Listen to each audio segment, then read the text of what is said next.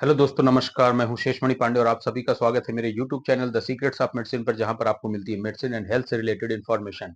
इस वीडियो में आज हम बात करेंगे डॉक्सोलिन एम टैबलेट के बारे में। हम जानेंगे इसके क्या क्या यूजेस हैं और इसे कैसे यूज किया जाता है, इसके रिलेटेड साइड इफेक्ट्स क्या हैं, इसकी कंपोजिशन क्या है और ये कैसे काम करती है, इससे रिलेटेड ब्रांड्स क्या हैं। तो वीडियो को लास्ट तक जरूर देखें और अगर आप पहली बार मेरे चैनल पर विजिट कर रहे हैं या अभी तक मेरे चैनल को सब्सक्राइब नहीं किए हैं तो रिक्वेस्ट करूंगा कि चैनल को सब्सक्राइब कर लें और साथ ही बेल आइकॉन दबा दें ताकि आपको सबसे पहले नोटिफिकेशन मिल सके। तो चलिए हम वीडियो में आगे बढ़ते हैं।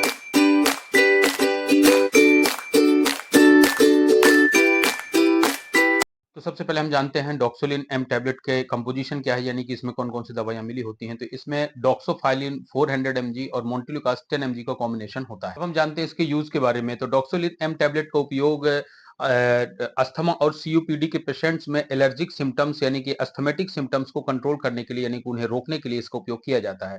इसका उपयोग क्रॉनिक कंडीशन में ही करते हैं, यानी कि मैनेजमेंट के तौर पर एक्यूट केस या इमरजेंसी केस में इस टेबलेट का उपयोग नहीं किया जाता है। वैसे पेशेंट जिनको एलर्जी की समस्या है, यानी कि अगर कोई एलर्जेंस आ जाए तो उनको अस्थमा टाइप के सिम्टम्स डेवलप हो जाते हैं, या फिर अस्थमा का ऑलरेडी पेशेंट है या सीओपीडी का पेशेंट हो, तो कोई भी ऐसे रीजन जिसकी वजह से उनका एलर्जिक रिस्पॉन्स बढ़ जाता है, जैसे कि धूल, धुआं या और भी कोई रीजन है, एनवायरमेंटल चेंज है या कोई फूड एलर्जी है, तो कोई भी कारण है जिसके कारण से एलर्जी उसकी बढ़ जाती है, तो एलर्जी बढ़ने की वजह से ही उनके अंदर एयरवे में इन्फ्लेमेशन बढ़ जाता है। इस वजह से अंदर फेफड़ों में सूजन आ जाती है और उसकी वजह से म्यूकस प्रोडक्शन भी बढ़ जाता है। तो हो सकता है कि उनको सर्दी, खांसी, जुकाम और सांस लेने में तकलीफ हो, डिस्निया हो, व्हीजिंग साउंड हो, इस तरह के सिम्टम्स डेवलप होने के चांसेस बढ़ जाते हैं। तो इन्हें रोकने के लिए और उन्हें कंट्रोल करने के लिए ही इस दवा का उपयोग किया जाता है। तो हम जानते हैं कि ये दवा कैसे काम करती है। तो डॉक्सोलिन एम में जो कॉम्बिनेशन होता है डॉक्सोफाइलिन और मोन्टेलुकास का, तो डॉक्सोफाइलिन एक ब्रोंकोडायलेटर एक्शन देती है, यानी कि जो एयरवेज कॉन्स्ट्रिक्ट हो जाते हैं इन्फ्लेमेशन के चलते, जो उनका एयरवे का ल्यूमेन जो है नैरो हो जाता है,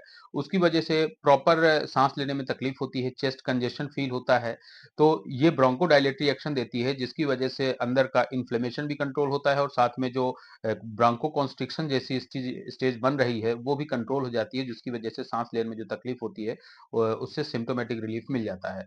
मोन्टेलुकास्ट का जो काम होता है, मोन्टेलुकास्ट एक ल्यूकोट्राइन एंटागोनिस्ट है, यानी कि ल्यूकोट्राइन एक तरह से इन्फ्लेमेशन फैलाने वाले जो सब्सटेंसेस होते हैं ये उनको ब्लॉक कर देती है और इनको ब्लॉक करके ही जो भी इन्फ्लेमेशन की वजह से जो अंदर सूजन आती है उसको कंट्रोल कर देती है और साथ ही ये एलर्जिक रिस्पॉन्स को भी रिड्यूस करती है, जिसकी वजह से ये इन्फ्लेमेशन होते हैं। अब हम जान लेते हैं इसके साइड इफेक्ट्स क्या है। तो इससे रिलेटेड जो साइड इफेक्ट्स है बहुत ही कॉमन होते हैं और कोई भी बहुत ज्यादा सीवियर साइड इफेक्ट्स नहीं होते। उनमें से है जैसे टेकिकार्डिया यानी कि इंक्रीज हार्ट रेट है, एपिगैस्ट्रिक पेन है, हेडेक है, नोजिया है, वोमिटिंग है।